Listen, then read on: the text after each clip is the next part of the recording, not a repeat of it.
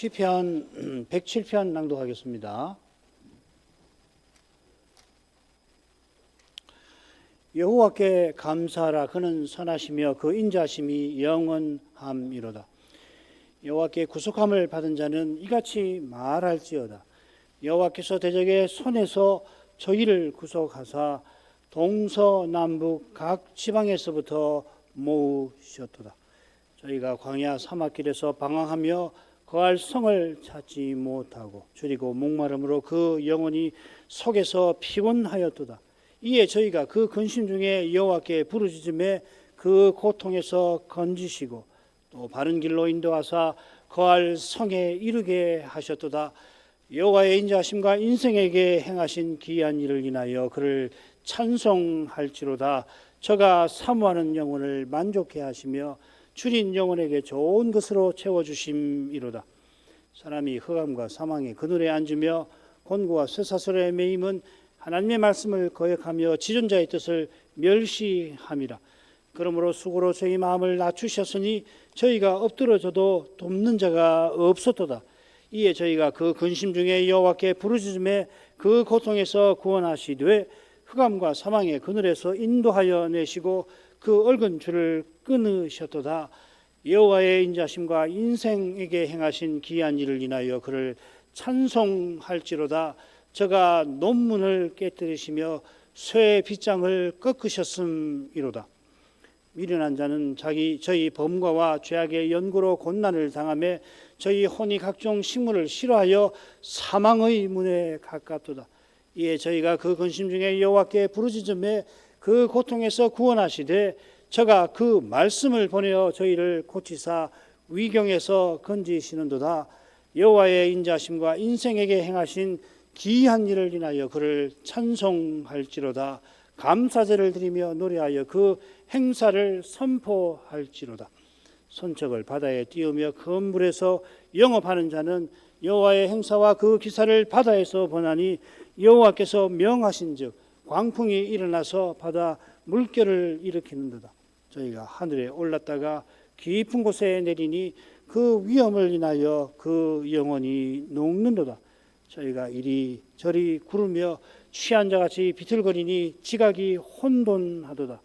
이에 저희가 그 근심 중에서 여호와께 부르짖음에 그 고통에서 인도하여 내시고 광풍을 평정히 하사 물결로 잔잔케 하시는도다. 저희가 평안함을 인하여 기뻐하는 중에 여호와께서 저희를 소원의 항구로 인도하시는도다. 여호와의 인자심과 인생에게 행하신 기이한 일을 인하여 그를 찬송할지로다.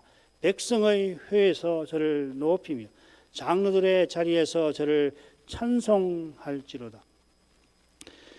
여호와께서는 강을 변하여 광야가 되게 하시며 샘으로 마른 땅이 되게 하시며 그 거민의 악을 인하여 옥토로 연밭이 되게 하시며 또 광야를 변하여 못이 되게 하시며 마른 땅으로 샘물이 되게 하시고 줄인 자로 거기 거하게 하사 저희로 거할 성을 예비케 하시고 밭에 파종하며 포도원을 재배하여 소산을 쉽게 하시며 또 복을 주사 저희로 크게 번성케 하시고 그 가축이 감소치 않게 하실지라도 다시 압박과 곤란과 우한을 인하여 저희로 감소하여 비굴하게 하시는도다. 여호와께서는 방백들에게 능력을 부으시고 길 없는 황야에서 유리케 하시나 궁핍한 자는 곤난에서 높이 드시고 그 가족을 양무리 같게 하시나니 정직한 자는 보고 기뻐하며 모든 악인은 자기 입을 봉하리로다. 지혜 있는 자들은 이 일에 주의하고 여호와의 인자심을 깨달으리로다. 시편 모두 150편이죠.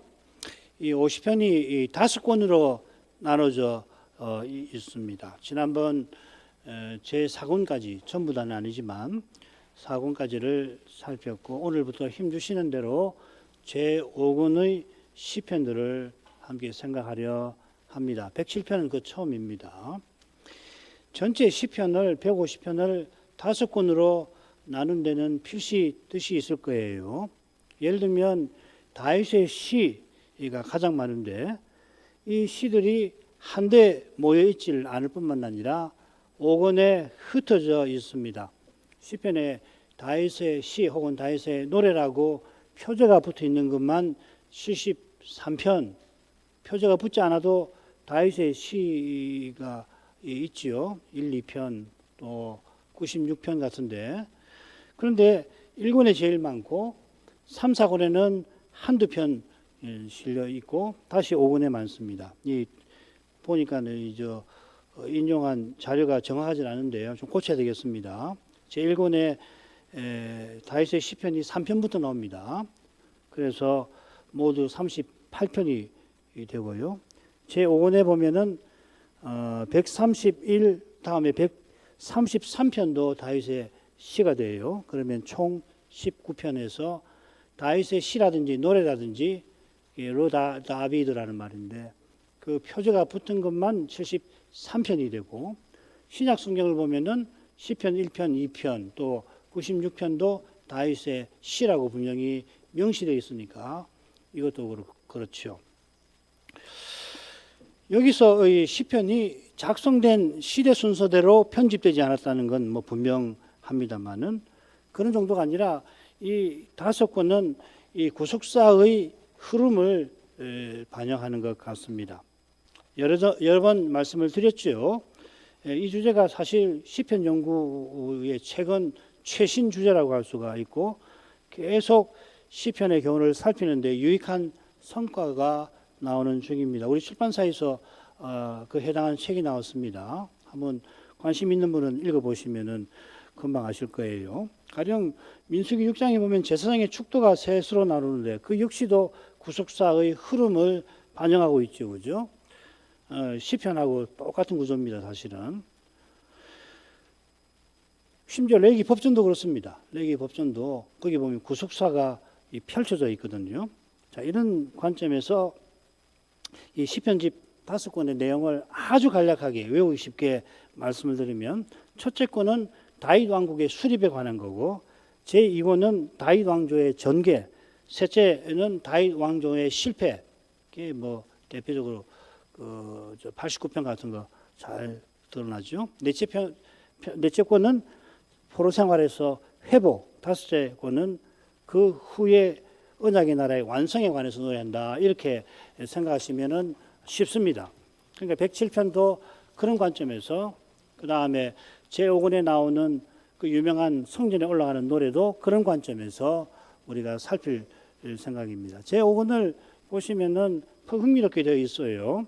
오늘 107편이 이 도입부의 시가 됩니다. 그러고는 이제 다윗의 시가 3편이 나오고, 그 다음에 이제 할렐루야 시편이라고 하는 시편이 이 111에서 117편까지 이게 나오는데 흥미로워요. 앞에 셋은 할렐루야 하고 시작되고, 뒤에 115에서 117은 다 시가 끝난 다음에 할렐루야 이렇게 되어 있습니다. 이건 146편부터 150편하고 다르지요. 146편부터 150편도 할렐루야 시편인데, 이거는 뭐 처음이 할렐루야, 끝에도 할렐루야 이렇게 되어 있잖아요. 그래서 111편에서 117편이 할렐루야 시편인데 한가운데 114편에는 할렐루야가 없어요. 의도적이라는 걸 알 수 있죠, 그죠? 이런 건 이미 익숙할 겁니다. 그 다음에 이제 유명한 118편, 그리고 119편은 뭐 더 유명하죠, 그죠? 가장 성경에서 긴 절수를 가지고 있는 176절에 걸친 율법 시편이죠. 그 다음에 이제 120편부터 134편에는 소위 성전에 올라가는 노래가 115편이 이어지고요. 그 다음에 역사를 회고하는 시편이 나오고, 다시 다윗의 시편이 꽤 길게 8편이 나오고 있습니다. 그리고 마지막으로는 146에서 150편에는 할렐루야에서 할렐루야로 시작되는 그 시편이 이어집니다. 이게 어떻게 해서 이렇게 순서로 해놨을까? 이걸 자꾸 들여다보고 생각을 해볼 만할 겁니다. 오늘은 뭐 이런 내용이 있다는 것만 알고 계시면 되겠어요. 107편 줄거리를 한번 보십시다. 넷으로 나눌 수 있습니다. 머리말은 1절부터 3절, 여호와께서 모아 구속하신 것을 들어서 여호와는 선하시고 그 인자심이 영원하다 하는 찬송이 나오죠. 그 다음에 이제 4절부터 32절까지는 네 가지 감사가 나와요. 왜 네 가지인가 오늘 들으시면서 아셨겠지만 이 네 가지가 아주 분명하게 제시가 되어 있고요. 그 다음에 33절부터 41절은 네 가지 감사 내용에 들어있는 내용이 요약되어서 하나님이 주권적이시지만 긍휼을 베푸시는 분이다 하는 거고요. 맺은 말은 42, 43절이 되겠습니다. 우리 넷으로 나눠서 보겠습니다. 머릿말을 보십시다. 이 머릿말은 딱 읽을 때 다윗이 언약궤를 예루살렘 장막에 모실 때 레위 찬양대대로 부르게 한 그 찬송을 생각나게 해요. 그 마지막 부분이 특별히 이 부분과 비슷합니다. 역대기상 16장 34, 35절하고 머리말하고 읽어보면 굉장히 의의도 비슷하고, 예를 들면 맨 처음에 그 찬송 여호와께 감사하라 그는 선하시며 그 인자하심이 영원함이니라. 그럼 뭐 거기 찬송이 나오잖아요. 그래서 이건 뭘 또 가르치냐면은 우리가 지난번에 배웠던 106편과 바로 107편을 이어줍니다. 왜 그러냐면 106편의 구조가 레위 찬양대 찬송가를 가져와서 만들어진 거 아니에요. 그래서 이 시편 이 106편 보면은 역대기상 마지막에 있는 걸 가져와서 1절 34절은 106편 1절로 가져오고 나머지는 시편 106편 마지막에다가 배치를 해놓았지 않습니까? 이런 건 뭐 어떻게 이 시를 읽어야 할지를 잘 보여주는 것입니다. 이 시 머릿말이 여호와의 인자심에 감사를 하고 여호와께 구성함을 받은 자들은 말하라 하는데 맺은 말을 보면은 반대가 나오죠. 모든 악한 자는 봉하라, 봉할 것이라. 그래서 이 머릿말하고 맺은 말하고 이렇게 대조를 이루고 있습니다. 그리고 이제 그 둘 사이에는 긴 본론이 3절부터 42절까지인데 말씀드린 대로 이 넷으로 나눌 수가 있습니다. 요건 조금 이따가 살피도록 하죠. 있는 이야기를 너무 많이 하면 복잡하니까 조금 후에 살피도록 하십시다. 자, 머릿말로 가시죠. 여호와께 감사하라 그는 선하시며 그 인자심이 영원함이로다. 여호와께 구속함을 받은 자는 이같이 말할지어다. 여호와께서 대적의 손에서 저희를 구속하사 동서남북 각 지방에서부터 모으셨도다. 이 머릿말은 두 개의 명령으로 되어 있습니다. 여호와께 감사하라. 구속된 자는 말하라. 그리고 1절에서는 감사하라 하고서는 감사할 이유 이는 뭐뭐 함이로다. 그는 이러이러하심이로다. 왜냐하면 그분의 인자하심이 영원하기 때문이라 이렇게 되어 있습니다. 그리고 이제 구속된 자는 말하라 하고서 그 말하는 사람이 누구인지를 정체를 언급하면서 결국 여호와의 구속하심을 전하고 있습니다.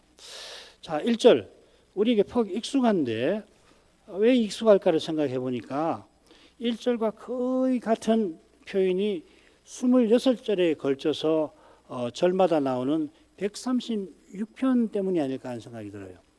유명한 찬송이죠. 여호와께 감사하라 그는 선하시며 그 인자심이 영원함이로다. 이건 똑같아요. 그 다음에 이제 비슷비슷하게 여호와께 하나님께 감사하라 이렇게 하신 이에게 감사하라 그 인자심이 영원함이로다. 이 선하심에는 빠져 있지만 그 인자심이 영원함이로다. 이게 반복되니까 이 시편 덕분에 이 유명한 이 드물게 나오는 이 구절이 우리에게 익숙하지 않나 생각합니다. 1절만 107편 1절과 정확하게 같아요. 정확하게 같은 표현은 구약 성경에 모두 6번 나오고 역대기상 16장 34절이 원래 그 출처인 것 같은데 모두 시편에만 나옵니다. 106편 1절, 107편 1절, 그리고 118절은 118편의 1절과 마지막 절 이렇게 나와 있고 136절은 1절에 나옵니다. 무슨 말이냐면은 익숙하지만 실은 찾아보면 매우 드문 표현이라 하는 겁니다. 달리 말하면 유서가 깊은 표현이라고도 할 수가 있습니다. 그 유서가 뭐냐면 다윗이 언약궤를 이 예루살렘 성막에 모실 때에 레위 찬양대 들어 이 찬송을 부르라 하고 준 그 찬송 끝부분에 나옵니다. 그래서 이 비교해 보면은 알 수가 있어요. 그 다음 내용은 아주 간단합니다. 역대기상과 시편 106편은 하나님이 우리를 구원하여 만국 가운데서 건져내시고 모아 주옵소서 하고 이 미래를 바라보면서 하나님 장차 흩어진 이스라엘의 포로를 모아서 건져서 모아 주십시오 하는 거고, 107편은 이미 일어난 거죠. 여호와께서 모으시고 구속하셨다, 구속하시고 모으셨다 이렇게 되죠, 그죠? 이게 이제 차이가 됩니다. 그러니까 106편을 돌아보면 106편은 찬송시 처음과 끝에 이제 다윗의 찬송을 가져와 가지고서 다윗의 심정으로 지나간 역사를 회고하는 방식으로 되어 있어요. 기억나실지 모르겠지만은 106편이 굉장히 긴데요. 처음과 끝에 이 다윗의 그 레위 찬양대 시를 각각 배치해 놓고 이 다윗 시대를 회고하면서 다윗의 자기 시대로 가져오는 겁니다. 현재화한 다윗 시대라는 말이죠. 그리고 가운데서는 이스라엘이 처음부터 포로 잡혀갈 때 범죄한 것을 계속해서 고합니다. 우리가 이렇게 죄를 지었습니다. 그리고 마지막에 하나님이여 흩어진 포로들을 건져서 돌아오게 해주십시오 하고 끝나는 거예요. 아시겠죠?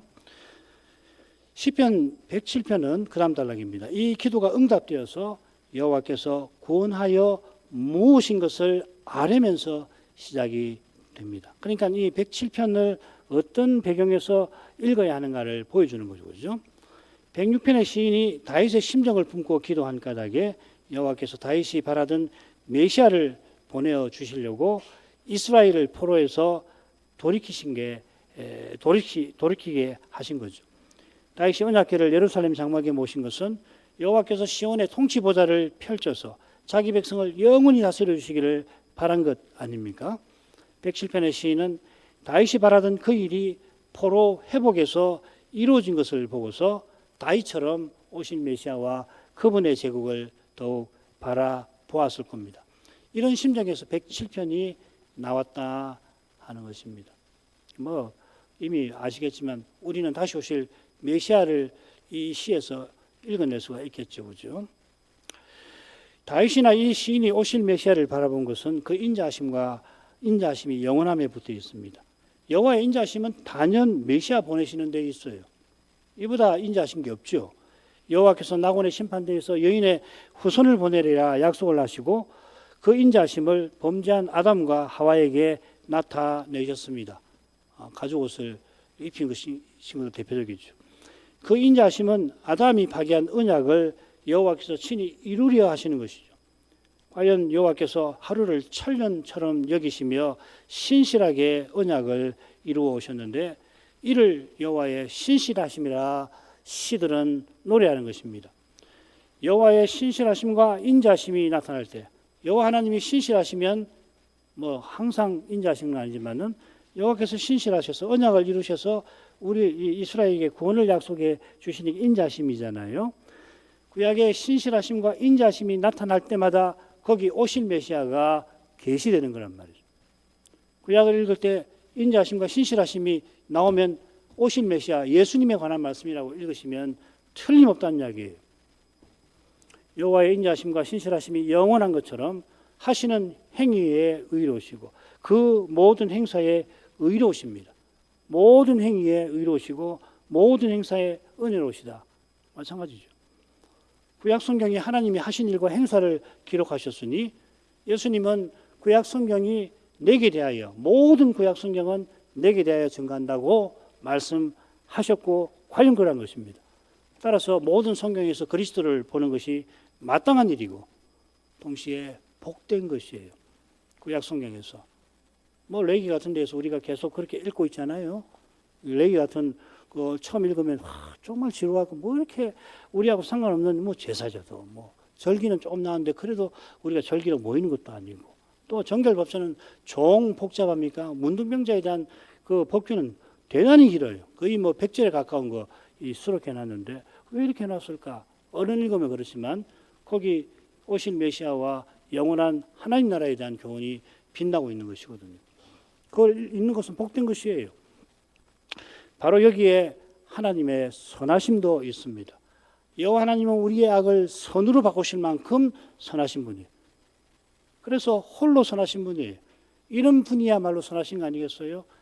우리의 악을 손으로 바꾸실 만한 분이어야 선하신 분이고, 그래서 하나님만 선하시다 우리는 말하는 겁니다.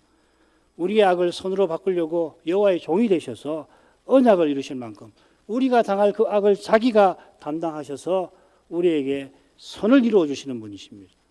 이런 여호와시라 그 많은 인자하심을 조차 뜻을 돌이켜서 포로 잡혀간 이스라엘을 긍휼히 여기신 것입니다. 이제 이스라엘이 본향에 돌아오게 하신 것입니다. 시인은 여호와의 사랑에 감사하라고 언약 백성에게 권하며 시를 시작하고 있습니다.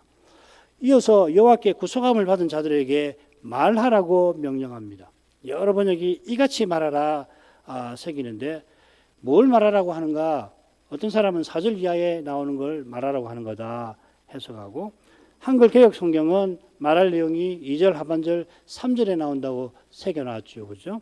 어쩌면 1절이 말할 내용일 수도 있습니다. 그 말할 내용이 지금 3가지로 제시가 되어 있는데, 무엇이든 간에 동일합니다. 구속받은 자들이 여호와 행하신 일을 기리며 감사하는 그것일 것입니다. 선자가 말하라고 말하는 의중은 말씀드린 대로 맺은 말을 보면 거기에 힌트가 있어요. 특히 거룩한 시인은 모든 악인은 자기 입을 봉하리로다. 하나님 하신 일을 선언하고 앞에서 선언하죠. 하나님이 주권적으로 역사하셔서 이 긍휼을 베푸시는 것을 말하고서 모든 악인은 자기 입을 봉하리로다. 그렇게 선언합니다. 하나님께서 거룩한 능력으로 궁핍한 자를 높이시니 정직한 자는 기뻐하는 반면에 악인들은 입을 봉합니다. 이 마지막 심판 때 우리가 보겠죠.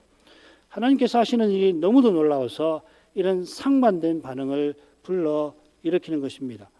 구속받은 이들이 하나님께 드리는 말씀이 장차 온 세상을 가득 채울 것입니다. 심판대에서 이 찬송이 가득하겠죠. 그리고 영원히 이어질 것입니다.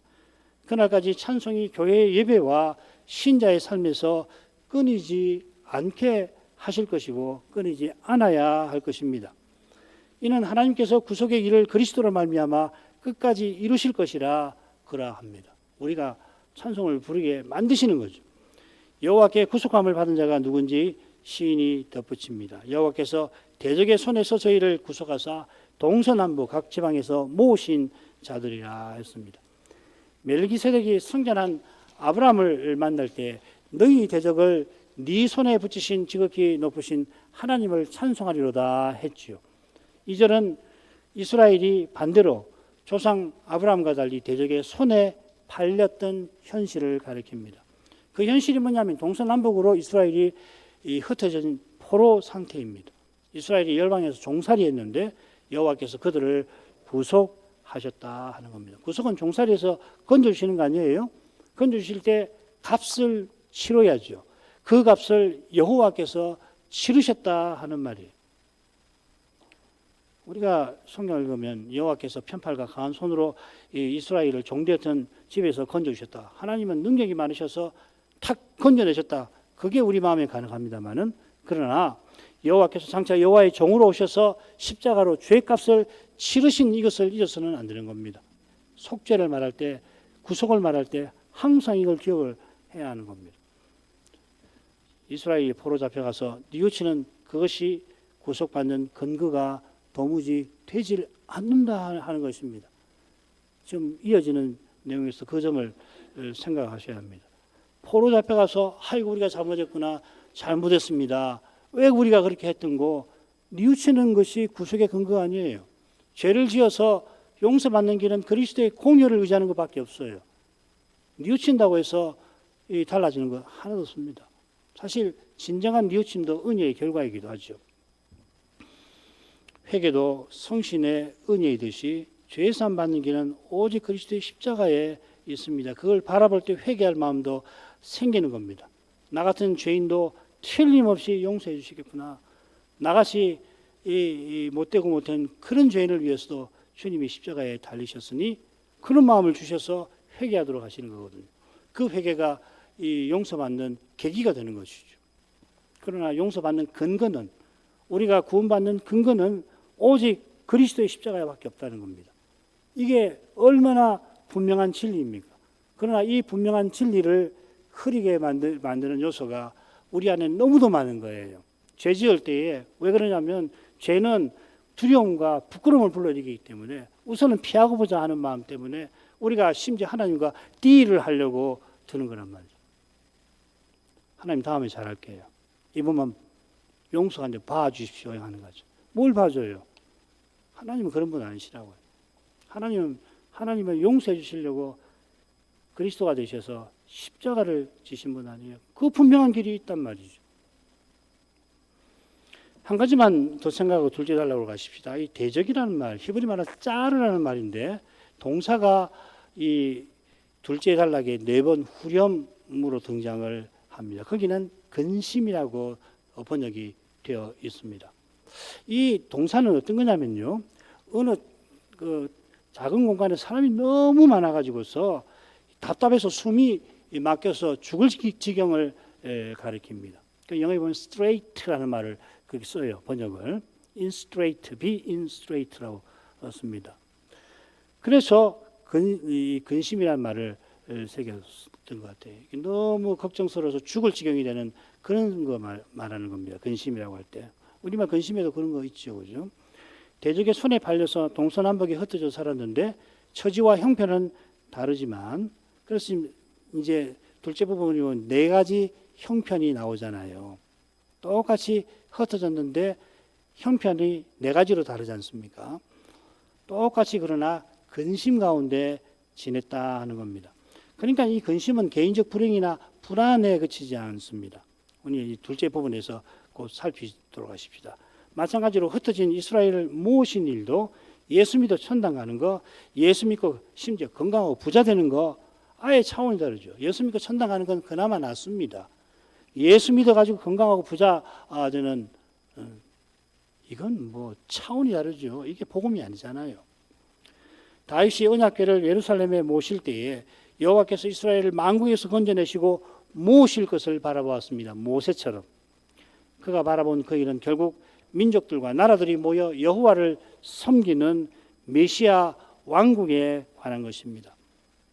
여기에 이스라엘이 포로에서 돌이키게 하신 목적도 있는 겁니다.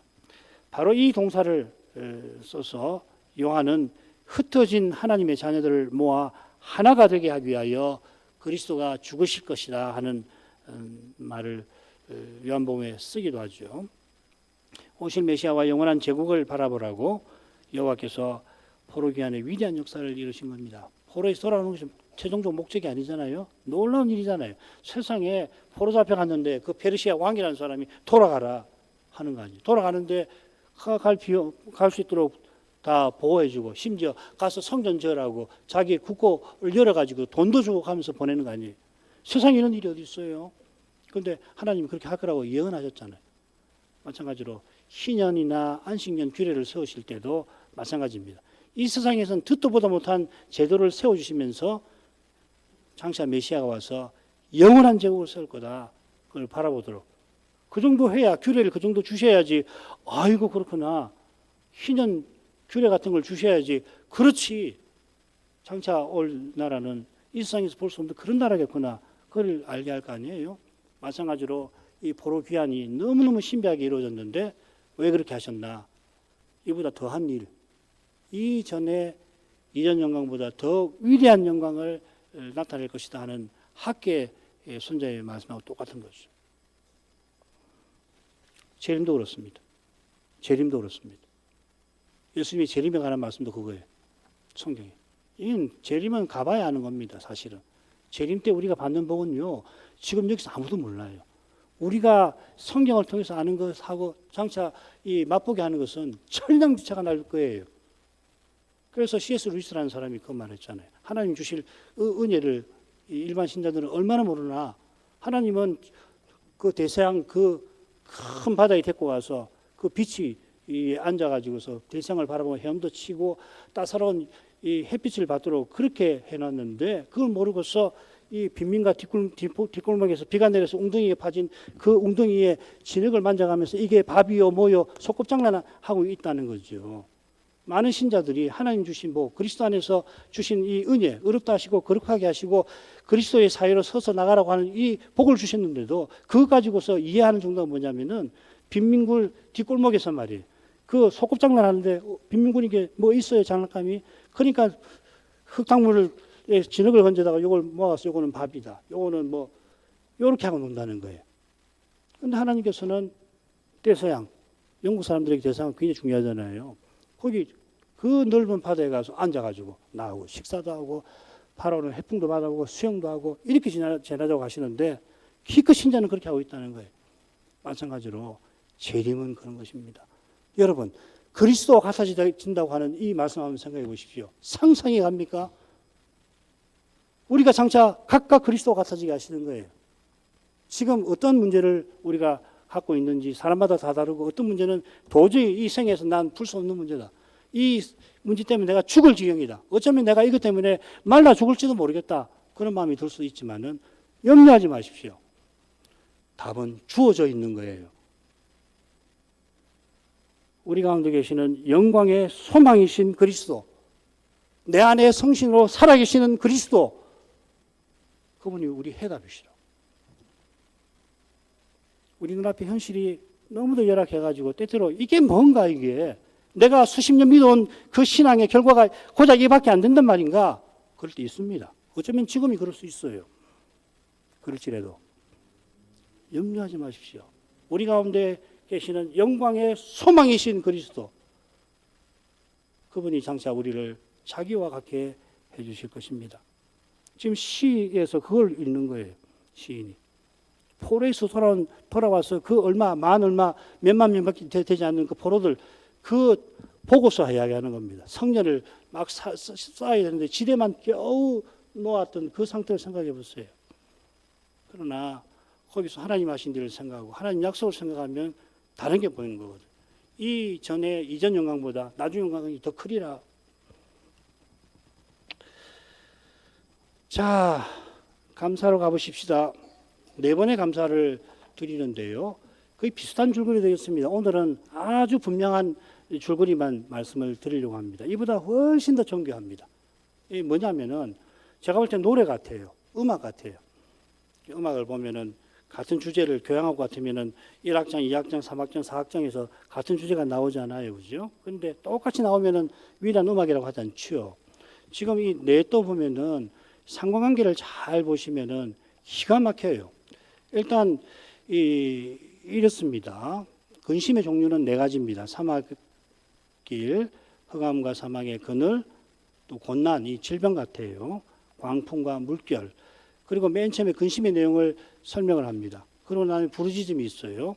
아까 그 말씀드린 근심, 이게 저희가 근심 중에 부르짖음의 그겁니다. 그리고 여호와께서 구원하신다 하는 내용이 나옵니다. 그 근심의 내용에 해당되는 구원을 말하고, 그 다음에 감사의 찬송, 그게 바로 이제 우리 귀에도 이건 그거 아니에요. 여호와의 인자심과 인성에 행하신 기이한 일을 인하여 그를 찬송할지어다. 이게 4번 나오죠, 그죠? 이렇게 되어 있습니다. 그런데 이것만 오늘 좀 더 설명할게요. 이 부르짖다라고 되어 있는 6절 하반절, 13절, 그 다음에 19절, 28절 상반절에 똑같이 부르짖다고 되어 있는데 이 동사가 살짝 다릅니다. 1번, 4번이 같고요. 2번, 3번이 같습니다. 이미 아시겠죠, 그죠? 왜 이렇게 쓰는지. 아울러서 흑암과 사망의 그늘하고 고난은 똑같이 죄의 결과라고 명시가 되어 있어요.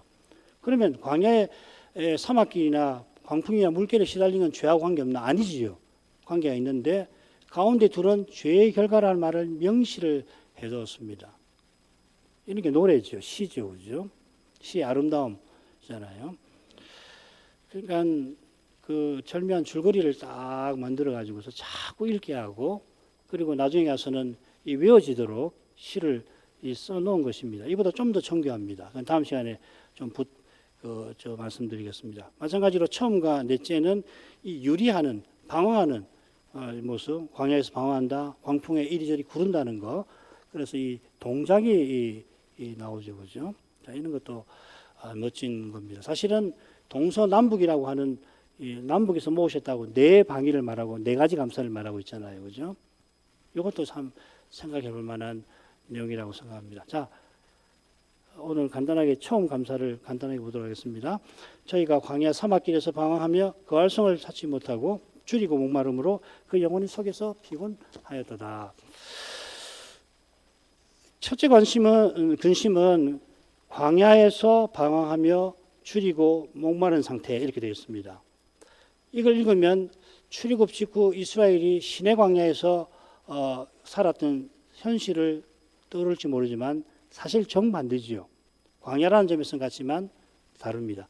이스라엘은 광야에서 갈 길이 없었던 것도 아니고 거할 성을 찾지 못했던 것도 아닙니다. 이게 핵심입니다. 갈 길이 없어요. 광야에서. 지금 이스라엘은. 그리고 거할 성을 찾지를 못하는 상태예요. 여호와께서 앞장서서 갈 길을 인도하셨고 그 인도를 받아 그들은 약속의 땅을 향하였습니다. 그들이 방황했던 것은 여호와를 거역했기 때문인데 그런 그들과 끝까지 함께해 주셨죠. 광야, 시내 광야에서는. 마찬가지로 하늘 양식으로 날마다 먹이셨고 그들을 따르는 반석에서 신령한 음료를 얻게 하셨습니다. 여기 이 바울 사도는 따르는 반석이라고 했습니다. 이게 굉장히 의미 있는 거죠. 그죠? 반석이 마치 다리가 있어가지고 이스라엘을 따라다니는 것처럼 설명하고 있단 말이죠. 여호와 하나님께서 이 필요할 때마다 이 반석에서 물을 내신 것을 이렇게 표현했어요. 그래서 이 반석을 그리스도라고 바울 사도는 해석을 하는 거 아니에요. 바울이 이 반석을 그리스도라고 해석한 것처럼 여호와께서 메시아 보내실 생각에 반석의 물로 그들을 마시우신 것입니다. 그러나 지금 시인이 말하는 광야 생활은 열국에 포로잡혀간 상태입니다. 하나님이 선지자로 돌아올 것을 약속하셨어도 그 약속을 믿을 수 없는 그런 상태인 거죠. 사방으로 흩어져 사는 처지나 형편도 다 다르지만 길은 양과 같은 신세였고 영혼은 피곤한 상태였습니다. 두 번째로 가죠. 이에 저희가 그 근심 중에 여호와께 부르짖음에 그 고통에서 건지셨고 또 바른 길로 인도하사 거할 성에 거하게 이르게 하셨도다. 이에라고 새겼는데요. 길 없는 광야에서 죽게 된 근심의 형편이 이스라엘대로 부르짖게 만든 건 절대로 아닙니다. 그래서 이해라고 하는 해석은 사실은 정확하지 않습니다. 여러분 갖고 계시는 성경 보면 이해가 아니라 but 이렇게 됐습니다. 그러므로 이해는 그러므로 하는 말 아니에요. 많은 사람이 바빌로니아로 끌려가 거기서 자기가 거할 성을 바빌로니아에서 거할 성을 발견하고 그 바빌로니아는 장망성인데 장망성 아시죠? 장차 망할 도성 아니에요. 천루역정에 나오는 장망성 같은 세상 나라의 행복을 추구하였습니다. 페르시아의 총리였던 다니엘은 죽기를 각오하고 하루 3번 예루살렘을 향하여 간구하며 자기 백성이 본향에 돌아가 거룩한 백성답게 살기를 바랐습니다. 그가 예레미야 예언이 이루어진 것을 알고 금식하며 하나님 앞에 회개하면서 포로에서 돌이키시기를 간절히 기도했습니다. 누구보다 예루살렘으로 돌아가기를 바랐겠지만 돌아갈 사정이 되지 않아서 아마 연령도 상관되겠죠. 한 90세대거든요. 여호와께 부르짖었던 것입니다. 선지자의 이런 회개와 간구를 여호와께서 받으시고 이스라엘을 그 고통에서 건져주신 것입니다. 90세쯤 되었을 다니엘은 본향으로 돌아가는 자기 백성을 보면서 아브라함이 바라보았던 성, 여호와가 지으시고 터가 있는 그 성을 바라본 것입니다. 여호와께서 길 없는 광야에서 방황하던 그들을 바른 길로 인도하사 거할 성에 이르게 하셨습니다. 여기 바른 길은 바빌론에서 예루살렘으로 가는 그 첩경이 아닐 겁니다. 바른 길이라는 말에 이 바른이라는 말이 42절에 정직한 자에 나옵니다. 바른 길은 언약의 길입니다. 그 길로만 거할 성에 이릅니다. 거할 성은 여호와가 자기 거처로 삼으신 시온인 겁니다. 이 시온은 우리가 오늘 이런 하늘의 시온을 궁극적으로 가리킬 겁니다. 포로에서 돌아와 시온의 성전을 재건하고 예루살렘 성벽을 중건하게 하신 것은 다시는 다른 나라와 민족에 망하지 말라고 하신 정도가 아니라 아브라함과 다니엘이 바라보았던 저 영원한 성, 우리가 오늘 이르렀고 장차 이 몸으로 직접 들어갈 그 그 성을 향하게 하신 것입니다. 8, 9절 여호와의 인자심과 인성에 행하신 기이한 일을 인하여 그를 찬송할지어다. 저가 사모하는 영혼을 만족해 하시며 줄인 영혼에게 좋은 것으로 채워 주심이로다. 말씀드린 대로 이 8절은 4번 나옵니다. 그래서 이 생각할 것이 많은데 오늘은 시간이 부족해서 다음으로 미루도록 하고 9절만 간단히 설명하고 마치겠습니다. 7절처럼 길 없는 광야에서 방황하며 줄이고 목마른 이스라엘에게 베푸시는 하나님의 구원을 가리키죠. 영혼에 사모한다, 사모하는 영혼이라고 했는데 이 사모한다는 말이 뭐냐면요, 다른 데서 목말라서 물을 갈급하는 데 쓰는 표현입니다. 광야에서 마실 물이 없어 목마른데 반석에서 물을 내시듯이 여호와께서 포로에서 돌아온 이스라엘에게 참된 만족을 주십니다. 그 만족은 좋은 것으로 채워주심에서 누립니다. 이 좋은 것이라는 이 말이 1절에 나왔죠. 여호와는 선하시며, 우리 영혼의 갈증과 주림은 여호와로만 채워집니다. 다른 것은 채우면 채울수록 영혼을 공허하게 만듭니다. 기도하겠습니다. 거룩하신 아버지, 저 옛날 시인이 포로에서 돌아오게 하신 여호와께 감사하면서 다윗이 바라던 메시아와 영원한 나라를 바라보았습니다. 다윗이 언약궤를 예루살렘 장막에 모실 때 자기를 왕으로 삼으신 그 뜻이 만왕의 왕을 영원히 모시며 살게 하시는 거기 있음을 그때 레위 찬양대 들어 부르라고 한 찬송을 통해서 드러냅니다. 시인이 얼마나 다윗의 시를 가까이 하며 묵상했을지, 그러면서 다윗을 통하여 하나님께서 행하신 일을 얼마나 깊이 살피고 살폈을지 모를 수가 없습니다. 그만큼 오시는 메시아는 시인만 아니라 오늘 우리 모두에게도 전부가 되십니다. 자비하신 아버지, 모든 성경이 내게 대하여 증거한다 하신 그리스도의 그 진리를 더욱 깨닫게 하셔서 구약 역사가 그리스도를 향하여 전개되었듯이 지금 이 시대는 더욱 예수님의 재림을 향하여 전진하고 있다는 것을 잊지 말게 하옵소서. 예수님 이름으로 기도합니다. 아멘.